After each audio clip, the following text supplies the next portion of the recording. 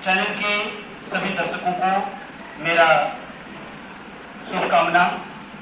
मैं विजय पांडे और मेरे साथ हैं जदयू के जिला उपाध्यक्ष मोहम्मद नियाज अख्तर जी, जो जदयू के कदावर नेता भी हैं और अल्पसंख्यक समुदाय पर इनकी एक अच्छी पकड़ है। सामाजिक कार्यकर्ता के रूप में इन्होंने अपनी एक अच्छी पहचान बनाई है। आइए सुनते हैं 15 साल बनाम 15 साल के उपलक्ष्य में मोहम्मद नियाज अख्तर जी क्या कहते हैं। हाँ, तो नियाज जी, आप हमको ये बताइए कि इतने कम समय में आपको एक बहुत बड़ी जिम्मेवारी दे दी गई है जदयू में, आप इसका निर्वहन कैसे करेंगे, जरा दर्शकों को बताएं। जी नमस्कार। सबसे पहले मैं विजय जी आपका शुक्रगुजार हूँ कि आप हमारे बीच आए, हमारे पास बातचीत करने के लिए। मैं कुछ चंद दिनों से देख रहा हूँ कि जैसे जैसे इलेक्शन नजदीक आ रहा है, कुछ पत्रकार, कुछ मीडिया के लोग सोशल मीडिया पे ऐसा डाल रहे हैं, लोग के बीच में जा रहे हैं, लेकिन वो सिर्फ एक पक्ष के बीच में जा रहे हैं, एक पार्टी के बीच में जा रहे हैं, सिर्फ उनकी बात को दिखाने का काम कर रहे हैं। तो मीडिया चौथा स्तंभ माना गया है, तो आप अपना उस स्तंभ का गरिमा को बरकरार रखें, सिर्फ एक पक्ष की बात को नहीं रखें, आप जनता की भी बात को सारे लोगों तक पहुंचाएं। कुछ जो भी पक्ष विपक्ष की बात है आप लोगों तक पहुंचाएं, ये काम होनी चाहिए। बहरहाल मैं किसी का नाम नहीं लेना चाहूंगा। दूसरी बात, आप जो क्वेश्चन आपका सवाल है कि आपको एक बहुत बड़ी जिम्मेदारी दी गई है, तो मैं सबसे पहले जदयू का, जनता दल यूनाइटेड का शुक्रगुजार हूँ। नीतीश जी का बहुत प्रकट करता हूँ कि मुझे बहुत कम समय में इतनी बड़ी जिम्मेदारी दी गई और मैं उसको पूरा भरसक कोशिश करूंगा कि जहां तक हो सके मैं इसको निभाऊं।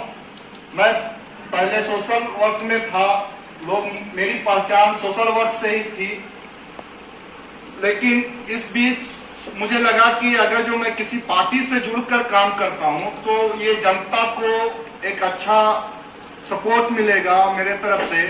मैं जहां तक हो सकेगा किसी पार्टी से जुड़कर अगर जो काम करता हूं तो लोगों के बीच में एक अच्छा योगदान दे सकता हूं और दिला सकता हूं, लोगों की परेशानी को समझ सकता हूं। तो इस बीच में मुझे जनता दल ही क्यों समझ में आया, लोगों का ये सवाल है कि आप क्यों ज्वाइन किए, नीतीश जी की पार्टी को क्यों ज्वाइन किए।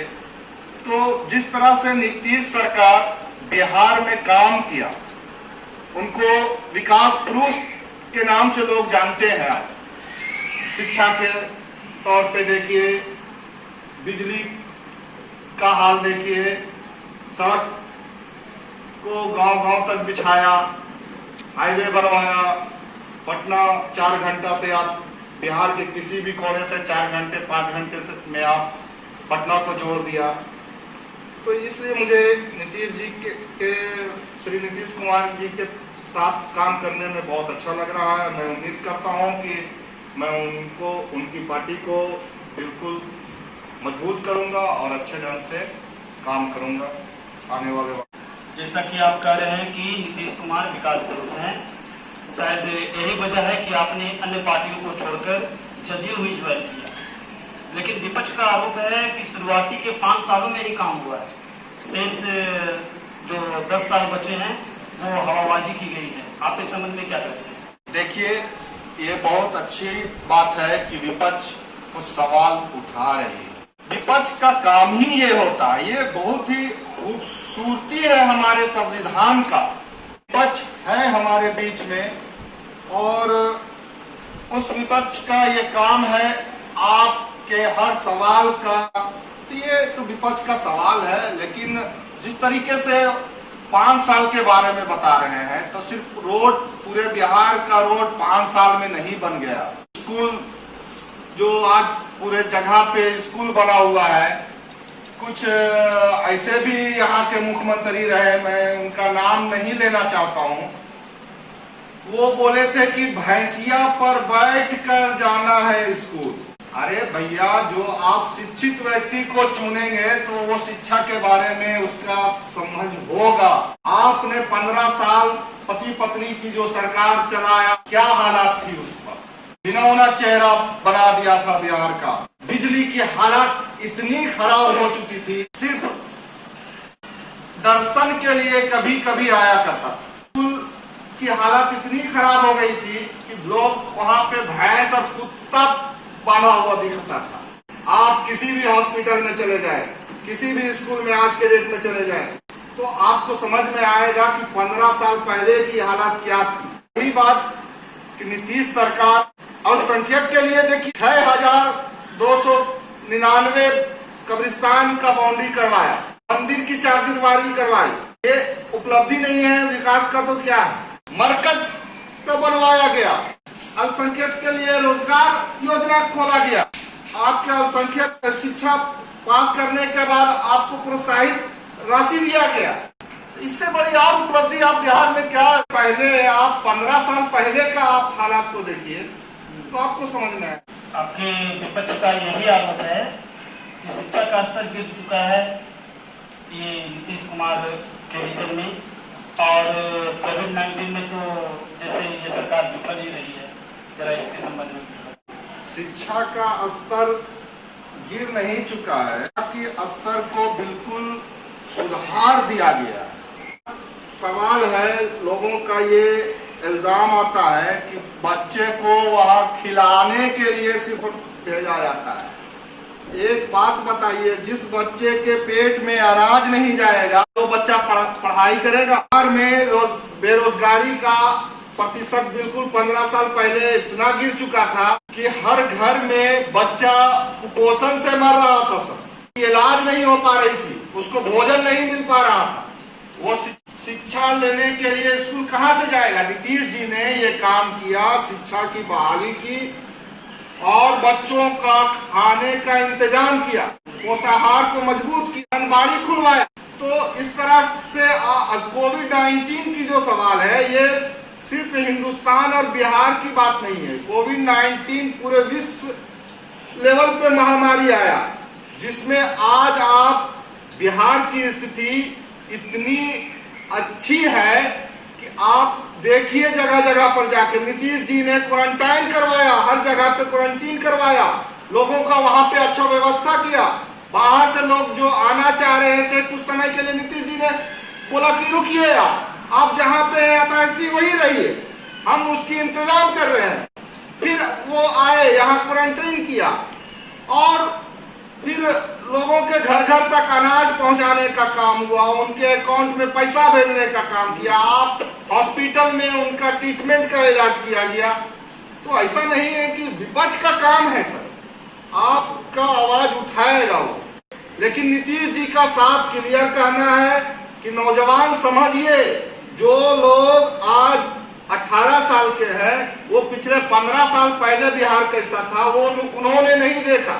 ये काम उनके गार्जियनों का है, उनके बुजुर्गों का काम है कि वो पिछले 15 साल पहले पति पत्नी का शासन का आईना दिखाए बच्चे को और लोगों को दिखाए कि बोला जाता है ना, आज माफी मांग रहे हैं कि अगर जो हमारे पिता से कुछ गड़बड़ हुआ है तो हमको क्षमा कीजिएगा, हम ऐसी गलती नहीं करेंगे।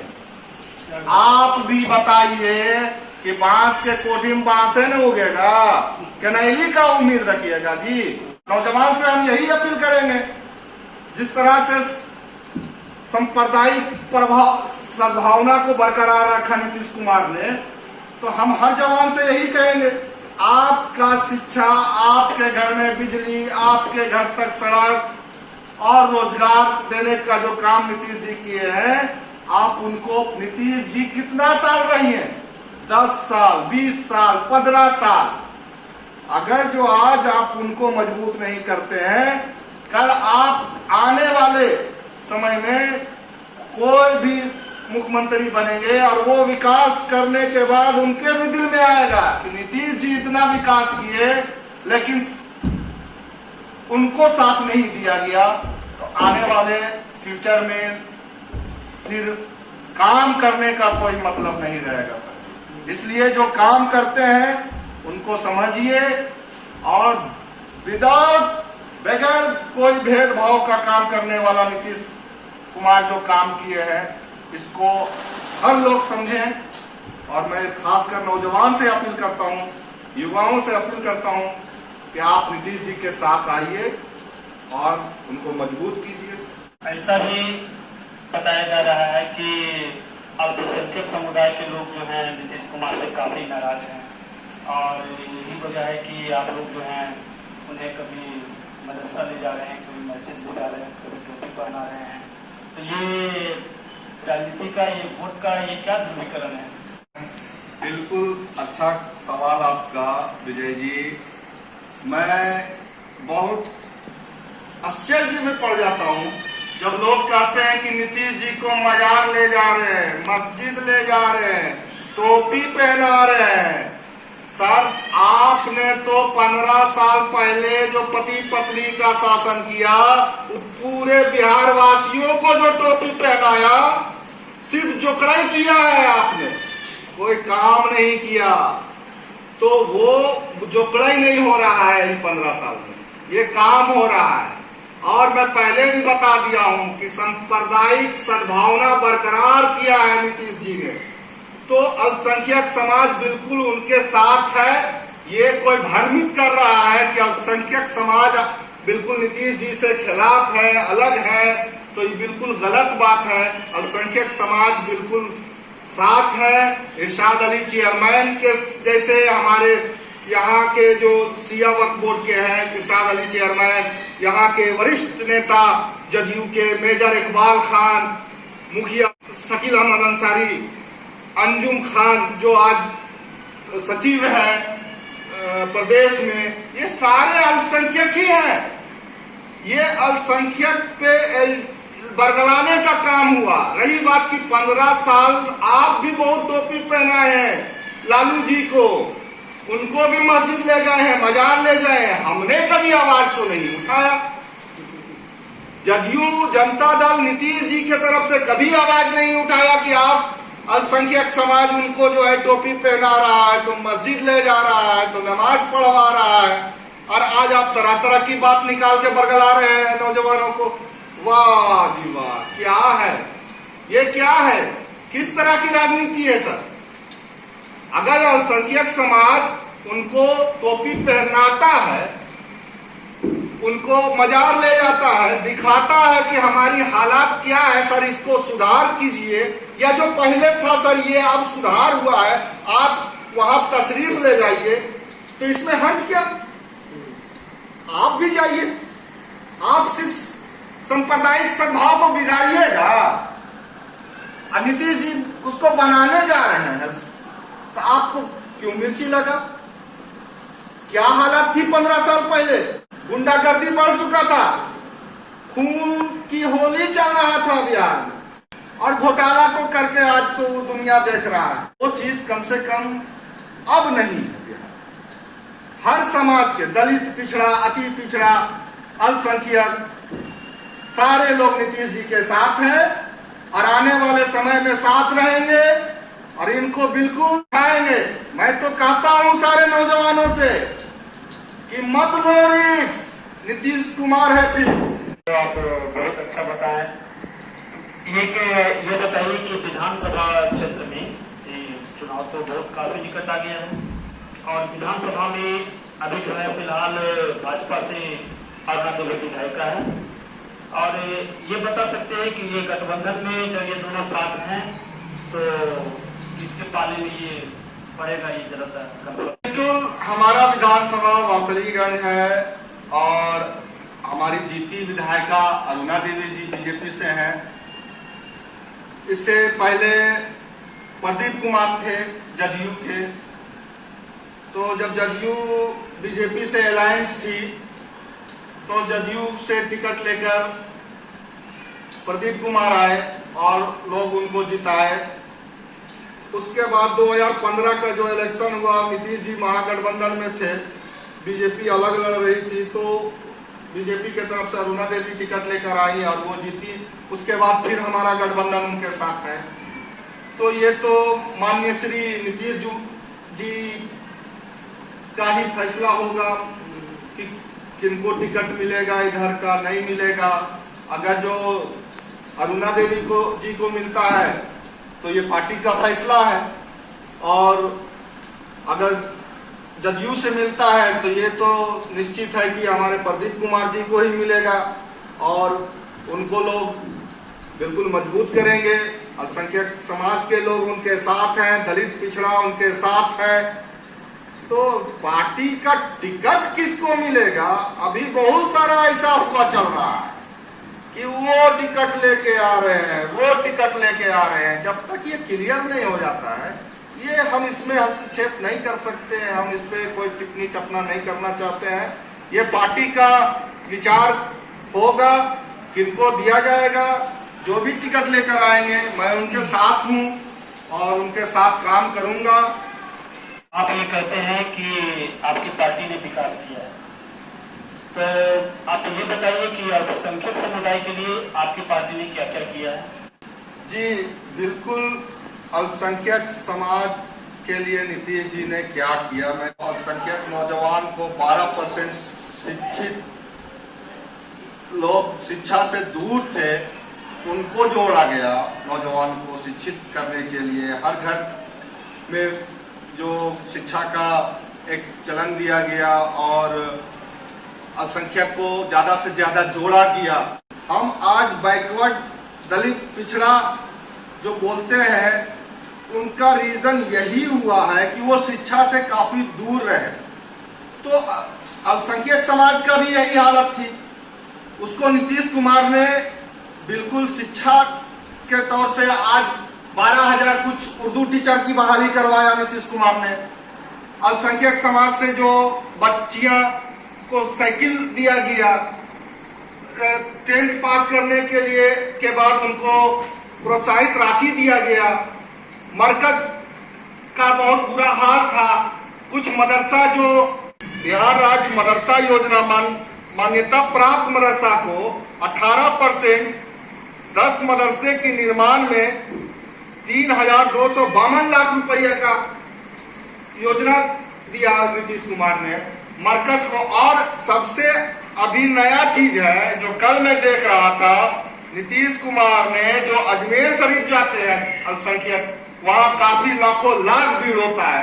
वहां बिहारियों के साथ बहुत परेशानी होता है, क्योंकि वहां पे काफी भीड़ होने की वजह से बिहारी का वहां पर कोई इंतजाम नहीं था।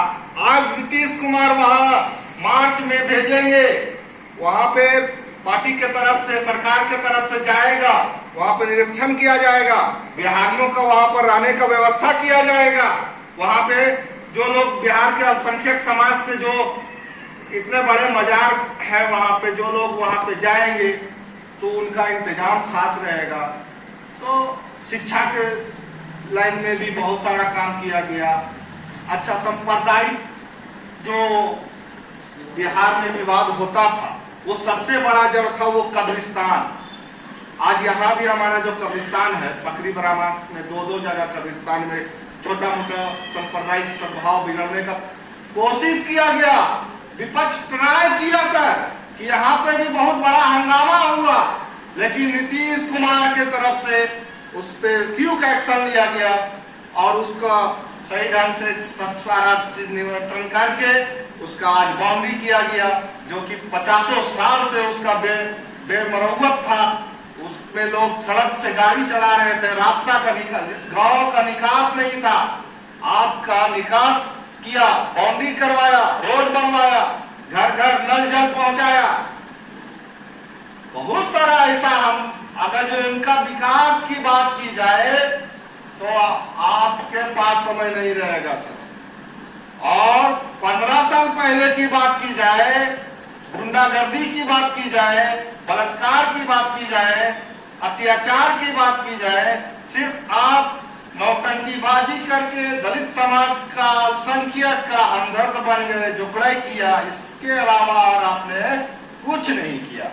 जो भी आज 15 साल पहले नौजवान बच्चे थे, मैं उनके बुजुर्गों से गुजारिश करता हूं अपने चैनल के, आपके चैनल के माध्यम से, कि बच्चों को वो 15 साल पहले की कहानी सुनाए और क्या किया है नीतीश जी, ये तो सबके सामने है, उनको दिखाए। और मतलब कि ये आप बताइए, लास्ट में ये आपका आखिरी सवाल है कि क्या ये 15 साल विकास के नाम पर क्या नीतीश कुमार की सरकार बिहार में आ पाएगी? बिल्कुल नीतीश कुमार को लोग जिधर जाइए यही चर्चा है। आपको अभी मैं इसके बाद लेके चलूंगा अपने गांव मोहल्ला में।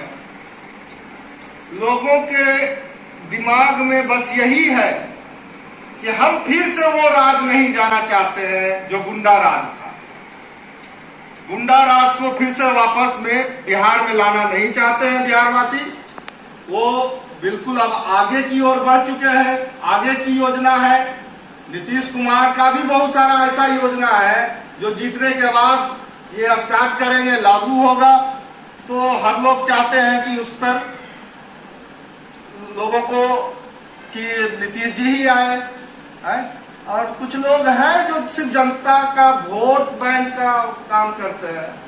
ठीक है, तो वो चलता रहेगा, लेकिन नीतीश जी जीते रहे, जीतते रहे, यही हमारा है।